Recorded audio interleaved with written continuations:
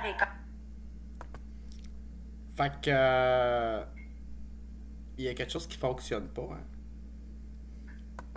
Je ne sais pas si c'est de l'ironie, mais que je sais pas, mais hier d'avoir cette discussion sur le pacte vert et qu'en même temps, on ait des pluies diluviennes qui font que notre réseau fournit pas, parce que c'est ça qui se passe.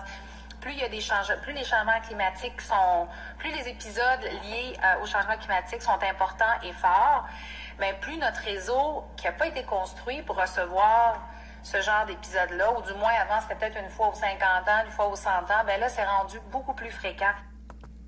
La ville de Montréal est faite avec un gros réseau souterrain.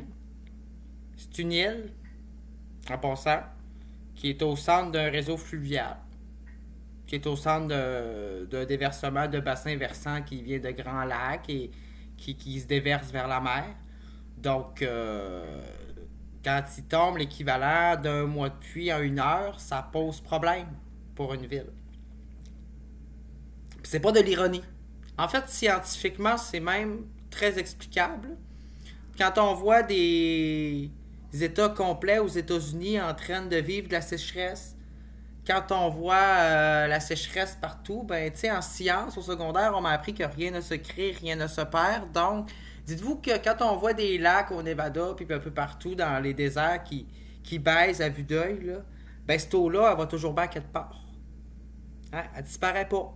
Elle s'évapore, puis elle forme des masses nuageuses, gazeuses, qui voyagent avec les vents, puis avec les principes de chaleur, ben, ça fait de la chaleur. La chaleur, ça déplace les vents, ça fait des déplacements atmosphériques avec les vents froids du nord, avec la pollution, le CO2, tout ça interagit dans notre atmosphère. Et qu'est-ce que ça fait? Ben, c'est que ça amène des gros nuages gazeux pleins de pluie, d'eau qui s'est évaporée dans des déserts pleins de sécheresse, puis ils se ramènent au Québec.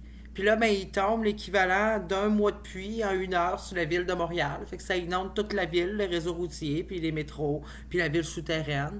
Parce qu'il tombe quasiment un lac complet sur la ville. Finalement, un lac qui s'est évaporé dans le fin fond de la Californie ou du Nevada, tu sais.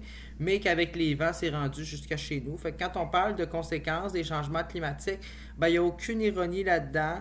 Il n'y a pas aucun principe divin. Là. Je sais que ça a l'air quasiment d'une malédiction. Là. Il fait beau, puis la minute après, il y a un gros orage qui arrive, puis ça nous tombe sur la tête.